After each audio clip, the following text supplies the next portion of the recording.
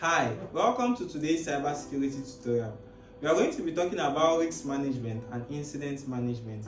But before we move on, I want us to talk about some key terms such as threats, risks, incidents, and the word management itself. So what is a threat? A threat is a person or anything that can cause harm to you. So take for example, in the street where you're staying, if there is someone that can steal, that person is a threat to you because that person can steal from you and cause you harm. So moving on, we have the risks. A risk is the chance that a threat is going to cause you harm. Risks and weakness they always go hand in hand. The higher the weakness, the higher the risk. So take for example, if I set a weak password such as 12345, I'm not going to set that kind of a password. But for example, that password is a weak password and that causes a higher risk for my system.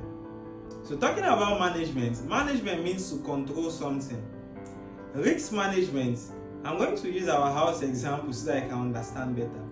Risk management is the prevention of security issues.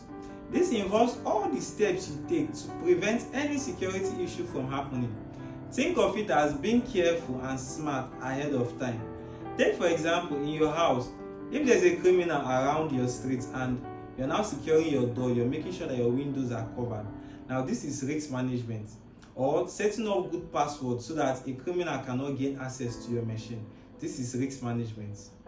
So talking about incident management involves all the things you do after the damage has been done. So take for example, if a criminal comes to your compound and the person steals your TV, steals your files and steals your money, the things you do after the security breach has occurred. Now this is known as incident management.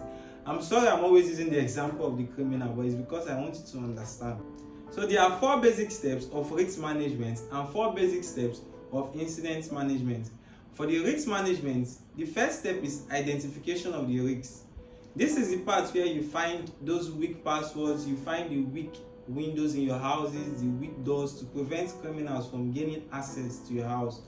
Number 2, measurement of the risks. This is where you measure the damage that those risks can cause to your system or to your house. Number 3, deciding what to do. Now, once you've discovered those risks in your system, you're now going to decide what's next to do. Are you going to mitigate those risks? Are you going to fix them? Are you going to minimize them? It all depends on you, and it depends on how critical those risks are. Number 4, we have monitoring the system. Once you've discovered those risks and you've done everything necessary for you to mitigate the risks, you now have to monitor your system to make sure that those kind of risks never come up again. So the 4 basic steps of incident management. Number 1, we have detection. Now this is the part where you discover that a security breach has occurred in your environment. Number 2, we have responding. Once you've discovered that a security breach has occurred, for example, if your machine has been compromised, you can first of all disconnect it from every other device so it doesn't spread, and maybe turn it off until you can fix it. Number 3, we have recovery. Now this is the part where you can install all your backup files back to your machine after everything has been settled out. Number 4, we have prevention.